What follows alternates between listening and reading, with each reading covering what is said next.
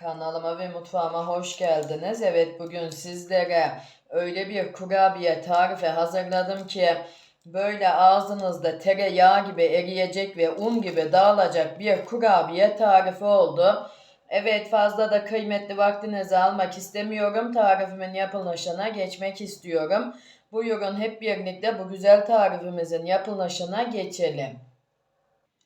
Kabımın içinde 100 gram oda sıcaklığında eritmiş olduğum tereyağım var. Sizler dilerseniz margarin de kullanabilirsiniz. Ama tereyağınız varsa tereyağı kullanmanızı tavsiye ederim arkadaşlar. Üzerine bir çay bardağı da sıvı yağ ilave ediyorum. 2 tane yumurtamın sarısını ilave ediyorum. Akını kurabiyemin üzerinde kullanacağım. Ayırdım. 1 paket kabartma tozu ilave ediyorum. 2 yemek kaşığı şeker, 1 tatlı kaşığı da tuz ilave ediyorum. 2 yemek kaşığı sirke ilave ediyorum. 1 yemek kaşığı da mısır nişastası ilave ediyorum. Bunu ilave etmemin nedeni kurabiyelerimizin daha da kıyır olması arkadaşlar. Sizler de kesinlikle 1 yemek kaşığı nişasta ilave edin. Şimdi kabımın içine almış olduğum malzemelerimi bir karıştıracağım unumu almadan önce.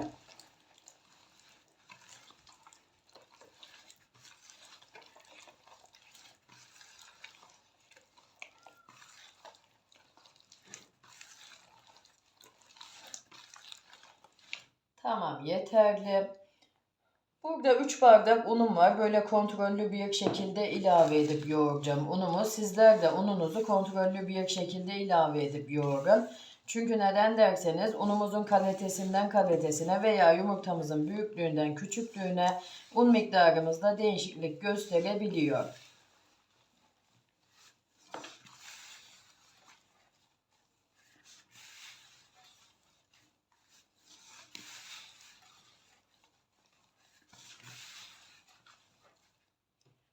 Şimdi biraz daha un ilave edeceğim. Başka da un ilave etmeyeceğim.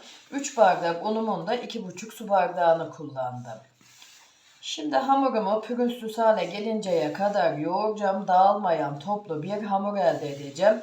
Kesinlikle hamurumuzun dağılmaması lazım. Eğer dağılırsa kurabiyemizin şeklini veremeyiz. Bu püf noktasına kesinlikle dikkat etmenizi tavsiye ederim.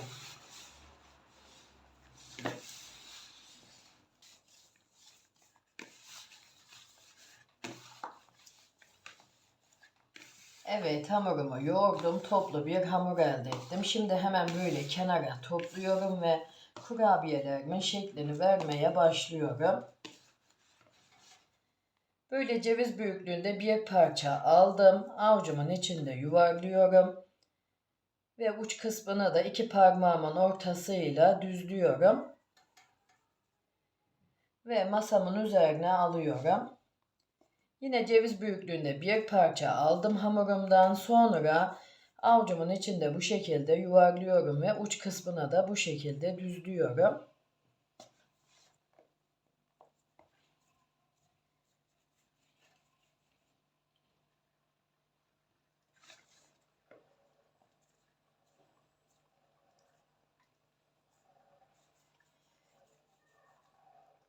Yani kurabiyemizin şekli bu şekilde olacak. Şimdi son bir tane daha göstermek istiyorum. Yine ceviz büyüklüğünde bir parça aldım ve avucumun içinde yuvarladım. Uç kısmını da 2 parmak ucumla düzledim ve masamın üzerine aldım. Şimdi hepsini sizlere gösterdiğim gibi yapıp bitireceğim.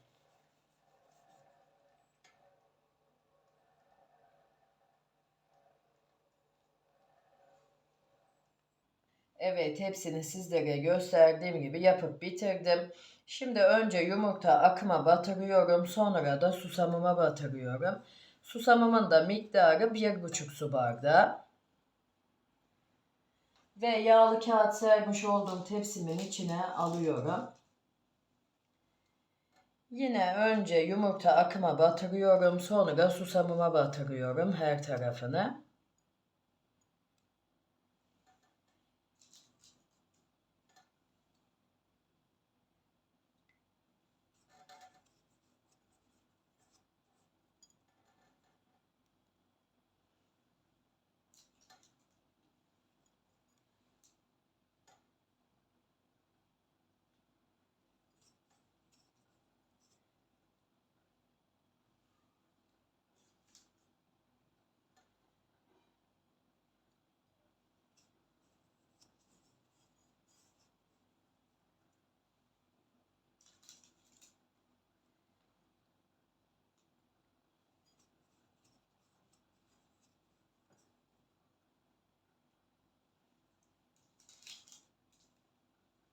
Şimdi hepsini sizlere gösterdiğim gibi önce yumurta akıma, sonra da susamımı batırıp sonlandıracağım.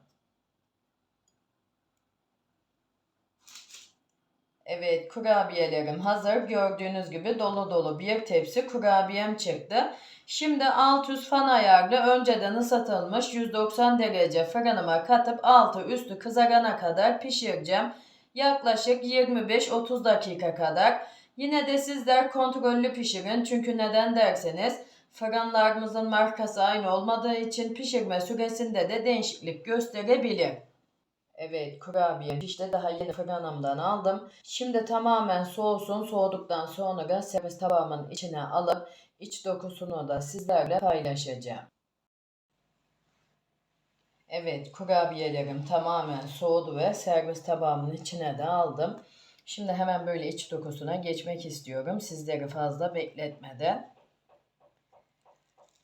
Yani o kadar güzel bir kurabiye tarifi oldu ki böyle un gibi dağılan ve her zaman yapmak isteyeceğiniz, kesinlikle kendim yaptım diye söylemiyorum, asla da abartmıyorum arkadaşlar. Çünkü daha önceden denemediğim ve beğenmediğim hiçbir tarifimi siz değerli takipçilerimle paylaşmıyorum. Bundan da emin olabilirsiniz. Böyle ağzınızda eriyecek ve un gibi dağılacak bir kurabiye tarifi kesinlikle yapmanızı tavsiye ederim.